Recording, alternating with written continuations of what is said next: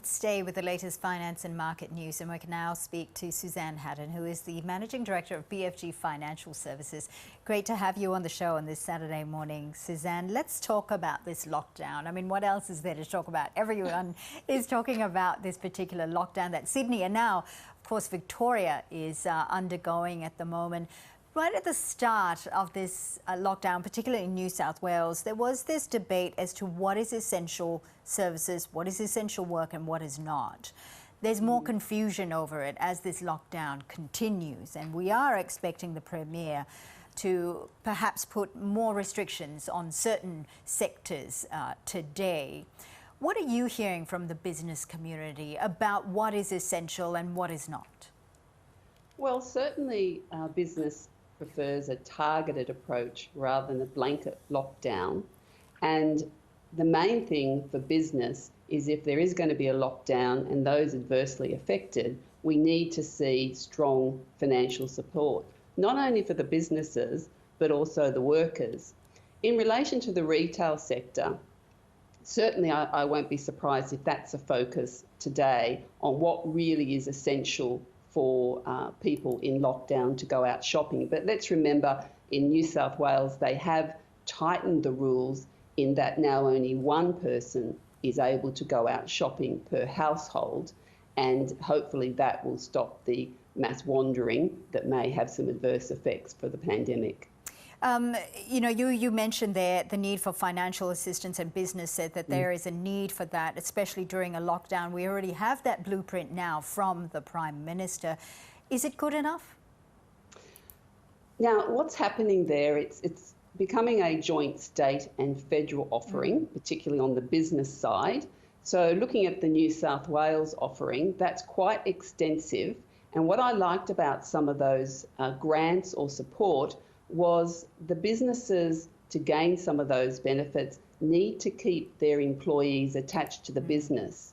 But coupled with that, which is mainly the federal government for the hotspots, is the support to the individuals. That's up to that $600 per week if you've got reduced hours.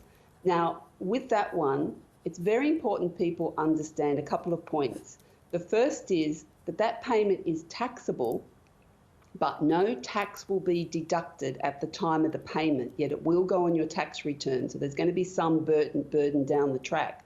And the other point is that the payment claim dates, you really need to go on the Services Australia government website to check your eligibility, check the shutting of claim dates to make sure you don't miss out. And there are changing rules. You might recall, Fauziah, that you used to be ineligible if you had $10,000 of liquid assets, say in an offset account or your savings account. That rule has stopped now. So go on and have a look to what you might be eligible for. I think many people wouldn't know that the $600 that they get a week would be taxable. So I think that's a very good point to actually make. But, just getting that $600 a week, what advice would you give to someone who has to make that stretch? So it is difficult. The ABS did a household impact survey, and unfortunately 1 in 6 households in May weren't able to raise $2,000 for emergencies. So we know there's a lot of stress out there. The first thing is to take stock. Know where you're at with what's going to be coming in and what needs to go out. Separate needs and wants. The other thing is, don't put your head in the sand or procrastinate. You have to get out there and contact people you owe money to. First of all, if it's a utility like electricity or water, contact those groups and say, look, I either need a deferral or need to go on some sort of payment plan. With your mortgages, you need to contact your financial institution directly, because they're not issuing any blank deferrals and they're going to look at it on a case-by-case basis. Now, in New South Wales, and I suspect in Victoria, there's also some concessions for landlords if they defer or reduce the rent for their tenants. So get out there and investigate what you need to do.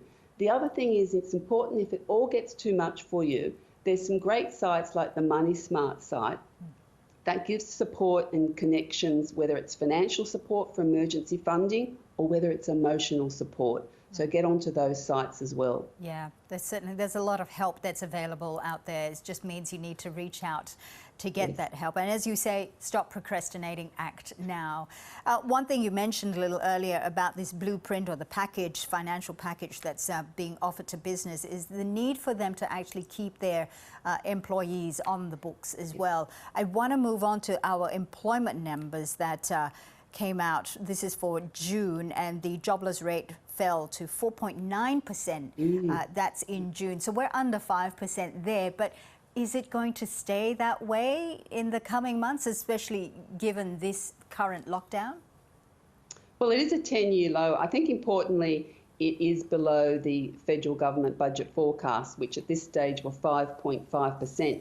So what I'm hoping is that gives us a bit of a buffer for our progress over this pandemic period, because undoubtedly, Fauziah, the lockdowns will have a negative impact on employment, and we're hoping it's short, but that's going to be subject to how long we're in lockdown, because even if people are still employed, what you might see is underemployment. And even in those numbers of 4.9%, there was a tick up in the underemployment. That's where people are employed but can't get as many hours as they may like.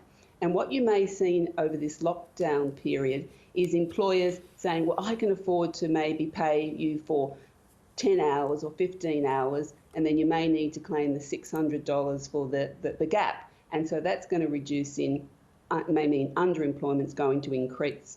What we're hoping for is that we have another V-shaped recovery, in that once businesses can operate again, those that are going to lockdown, it'll be a sharp recovery. That's going to be very dependent on these support packages meeting the requirements of keeping those businesses alive. Fingers crossed. The voice of financial reason. Thank you so much, Suzanne Haddan, for being with us on Weekend Breakfast. Suzanne Haddan, their Managing Director of BFG Financial Services. Thank you.